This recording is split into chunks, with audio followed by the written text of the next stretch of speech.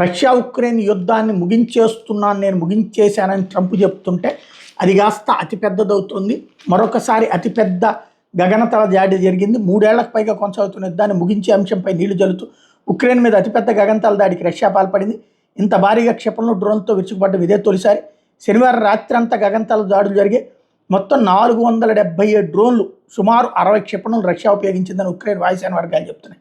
వీటిలో 249ని కూల్చేశామని, 226 దాడులు తమ ఎలక్ట్రానిక్ జామింగ్ వ్యవస్థల ప్రభావంతో కూలిపోయాయని వివరించాయి. కేర్సన్లో జరిగిన దాడుల్లో ఉక్రెయిన్కి చెందినటువంటి F-16 యుద్ధ విమానం కూలిపోయి పైలట్ ప్రాణాలు కోల్పోయారు. ఇప్పటి వరకు యుద్ధంలో 3 F-16లను రష్యా కూల్చేసింది. ఖర్కివ్లో మరొకరు ప్రాణాలు కోల్పోయారు. తాజా దాడుల నేపథ్యంలో పోలాండ్ గగనతల రక్షణకు మిత్ర దేశాల యుద్ధ విమానాలు రంగంలోకి దిగాయి. డొనెట్స్ ప్రాంతంలో ఒక గ్రామాన్ని తమ నియంత్రణలోకి తీసుకున్నట్టు రష్యా ఆదివారం ప్రకటించింది. మరికొన్ని ప్రాంతాలను తమ బలగాలు మున్ముందుకు వెళ్తున్నట్టు తెలిపింది. ఇస్తాంబుల్లో నేరుగా శాంతి చర్చలు జరిపేందుకు సిద్ధంగా ఉన్న రష్యా అధ్యక్షుడు పుతిన్ 2 రోజుల క్రితం ప్రకటించారు. మరొక యుద్ధాలు ముగిసిన తర్వాత కూడా ప్రజల ప్రాణాలు తీసేలా అమర్చే మందు పాత్రలు నిషేధించడానికి ఉద్దేశించిన ఒట్టా ఒప్పందం నుంచి ఉక్రెయిన్ వైదొలిగింది. ఈ మేరకు డిక్రీ మీద అధ్యక్షుడు జెలెన్స్కీ సంతకం చేశారు.